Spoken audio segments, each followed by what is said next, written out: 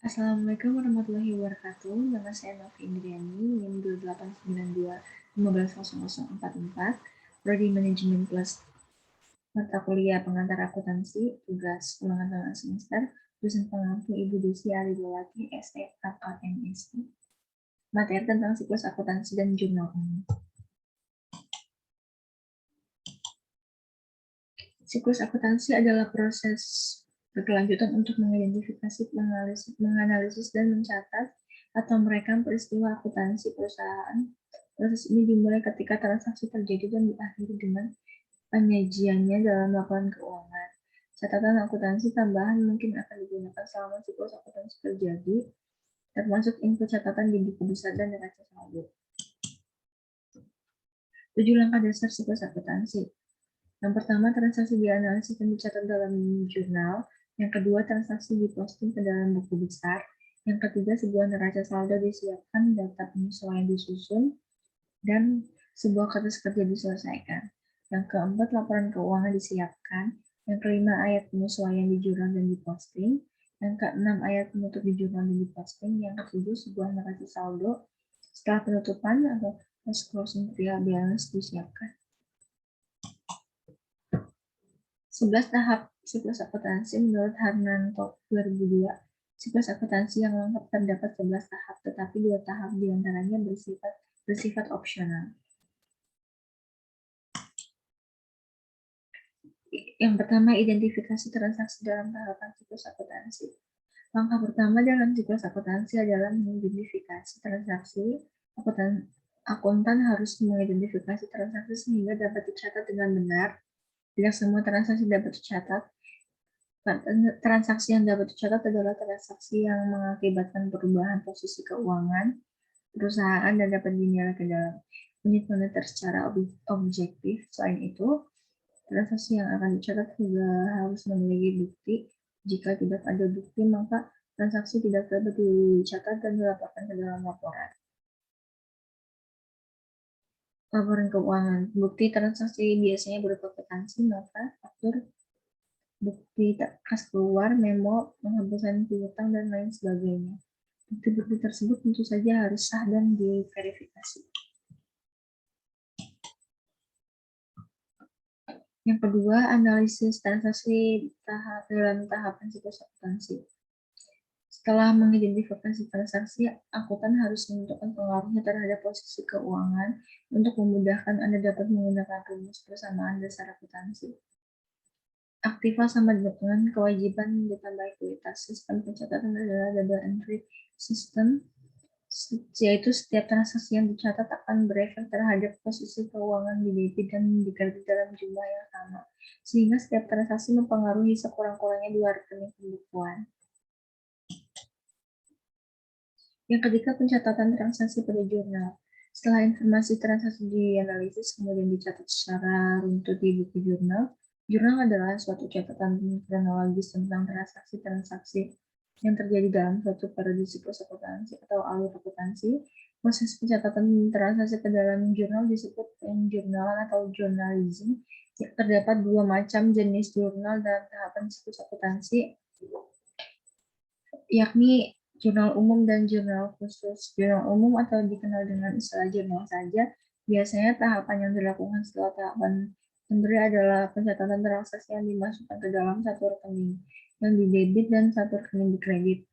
Sedangkan jurnal khusus diselenggarakan untuk meningkatkan efisiensi pencatatan terhadap transaksi yang berulang. Contohnya transaksi penjurnalan, pembelian, penerimaan kas, dan lainnya. Yang keempat, posting buku besar. Langkah selanjutnya dalam alur akuntansi atau urutan siklus akuntansi yaitu memposting transaksi yang sudah dicatat dalam jurnal ke dalam buku besar.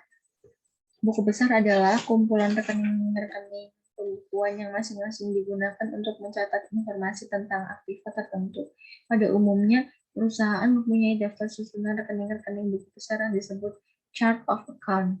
Masing-masing rekening biasanya diberi nomor kode untuk memudahkan dalam mengidentifikasi dan membuat cross-reference dengan mencatat transaksi ke dalam jurnal, penyusunan neraca saldo, adalah daftar saldo rekening-rekening buku besar pada periode tertentu. Cara pembuatan neraca saldo sangat mudah.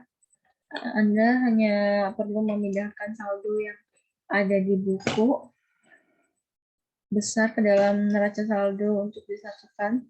Saldo pada neraca saldo harus sama jumlahnya. Jika jumlah saldo debit tidak sama dengan jumlah yang ada di kredit, maka dikatakan bahwa neraca saldo tidak seimbang. Masih ada kesalahan. Jika demikian, maka akuntan harus mencari kesalahan yang terjadi sebelum laporan disusun. Penyusunan jurnal penyesuaian. Jika pada akhir periode alur akuntansi terdapat transaksi yang belum dicatat atau ada transaksi yang masih salah atau perlu disesuaikan, maka dicatat dalam jurnal penyesuaian. Penyesuaian dilakukan secara periodik. Biasanya saat laporan akan disusun, pencatatan penyesuaian sama seperti pencatatan transaksi umumnya.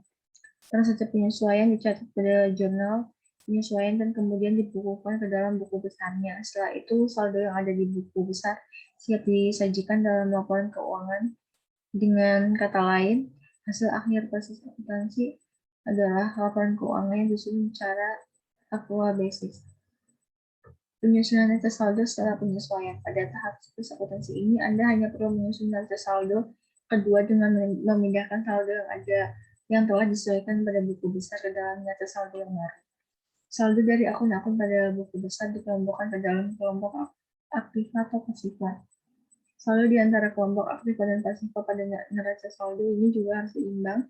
Namun ingat, saldo yang seimbang belum tentu benar, tetapi saldo yang benar pasti seimbang.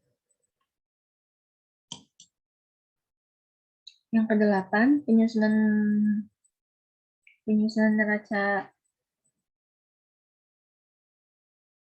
laporan keuangan, informasi pada neraca saldo setelah penyesuaian urutan siklus akuntansi selanjutnya yaitu penyusunan laporan keuangan. Laporan keuangan yang disusun seperti A. Laporan laba rugi untuk menggambarkan kinerja perusahaan. Yang B. Laporan perubahan modal untuk melihat perubahan modal yang telah terjadi. Yang C. Neraca dapat digunakan memprediksi likuiditas, solvensi, atau fleksibilitas. Yang D. Laporan arus kas memberikan informasi yang relevan mengenai kas keluar dan kas masuk pada periode berjalan. Yang kesembilan, tahap terakhir siklus akuntansi penyusunan penutupan. Setelah membuat laporan keuangan, akuntan harus membuat jurnal penutup. Jurnal penutup hanya dibuat pada akhir periode akuntansi saja. Rekening yang ditutup hanya rekening nominal atau rekening laba rugi. Caranya adalah dengan menolkan atau membuat nihil rekening terkait. Rekening-rekening nominal harus ditutup karena rekening tersebut digunakan untuk mengukur aktivitas atau aliran sumber-sumber yang terjadi pada periode berjalan. Pada akhir periode akuntansi rekening nominal sudah selesai menjalankan fungsinya sehingga ditutup. Selanjutnya pada periode berikutnya dapat digunakan kembali untuk mengukur aktivitas yang baru dan mulai terjadi tips. Gunakan program akuntansi yang memiliki fitur aplikasi pembukuan keuangan usaha supaya laporan menjadi lebih mudah. Yang 10, tahap opsional siklus akuntansi penyusunan neraca setelah penutupan. Pada langkah ini, akuntan menyusun neraca saldo setelah penutupan. Neraca saldo ini adalah daftar saldo rekening-rekening buku besar setelah dibuatnya jurnal penutup. Oleh karena itu, neraca saldo ini hanya memuat saldo rekening-rekening permanen saja. Tujuan pembuatan neraca saldo setelah penutupan adalah untuk memperoleh keyakinan bahwa saldo yang seimbang sudah pasti benar, sehingga penyusunan neraca saldo ini tidak wajib hanya bersifat opsional. Tahap opsional siklus akuntansi penyusunan jurnal pembalik bertujuan menyederhanakan prosedur pencatatan transaksi tertentu yang terjadi secara repetitif pada periode berikutnya. Karena tujuannya untuk menyederhanakan, maka tahap siklus akuntansi terakhir ini juga bersifat opsional. Jurnal pembalik biasanya dibuat pada awal periode berikutnya. Caranya dengan membuat jurnal pembalik dari jurnal penyesuaian yang telah dibuat. Dengan kata lain, membalikan akun yang telah dibuat pada jurnal penyesuaian dari yang awalnya di debit menjadi di kredit, dan yang awalnya di kredit menjadi di debit. Siklus akuntansi adalah merupakan proses di mana aktivitas yang dimulai dari analisis dan pencatatan transaksi bisnis serta berakhir dengan persiapan untuk aktivitas periode akuntansi selanjutnya melalui pembuatan jurnal penutup.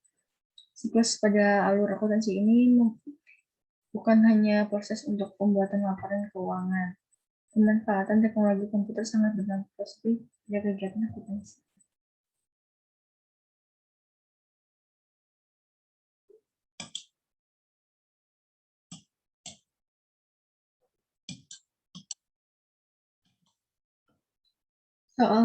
Contoh soal jurnal umum transaksi yang terjadi pada tahun Novi.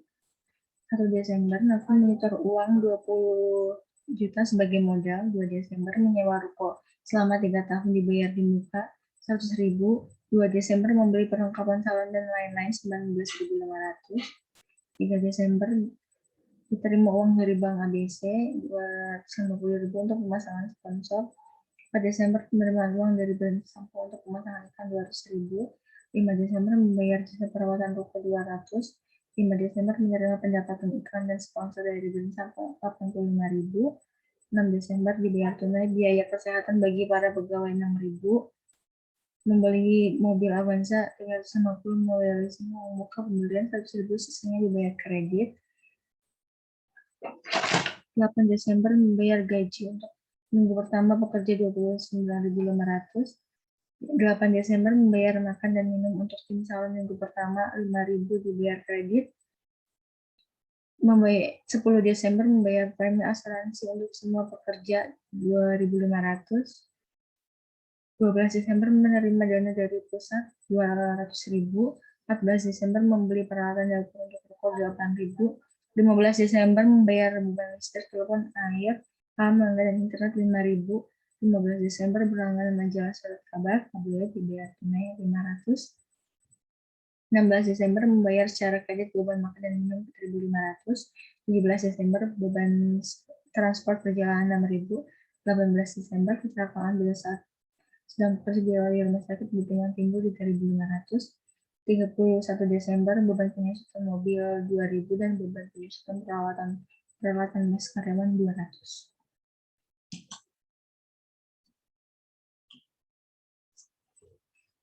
Tanggal 1 Desember kas di debit, modal di kredit 20 juta. 2 Desember sewa dibayar di muka di debit, kas di kredit 100.000. Perlengkapan di debit, kas di kredit 19.500. 3 Desember kas di debit, pendapatan sponsor di kredit 250.000. 4 Desember kas di debit, pendapatan sponsor di kredit 200.000. 5 Desember beban perawatan 2 di kredit, kas di debit, beban perawatan di debit, kas di kredit 2.000. 5 Desember kas di kredit, pendapatan sponsor di debit 85.000. 6 Desember beban kesehatan di debit, kas di kredit 6.000. 6 Desember kendaraan di debit, kas di kredit, utang di kredit 350.000. 8 Desember beban gaji di debit, kas di kredit 29.500. 8 Desember beban konsumsi di kredit, utang dagang di debit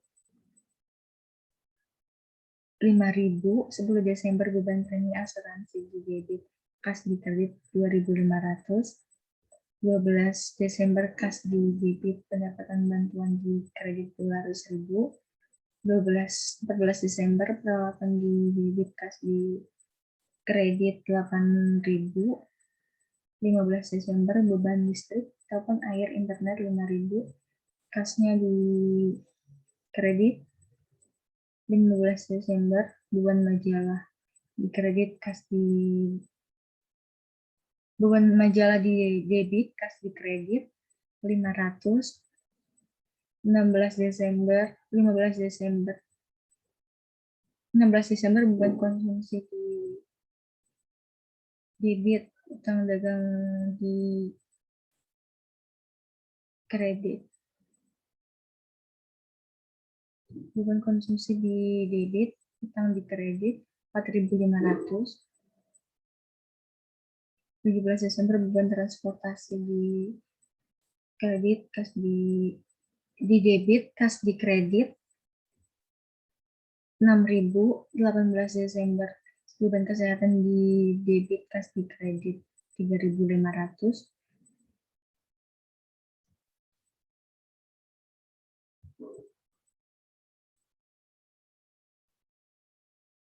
31 Desember beban penyusutan kendaraan 2.000 di debit, akumulasi penyusutan kendaraan di kredit. 31 Desember beban penyusutan kendaraan 200 di debit, akumulasi penyusutan kendaraan di kredit 200. Totalnya adalah 21.279.200.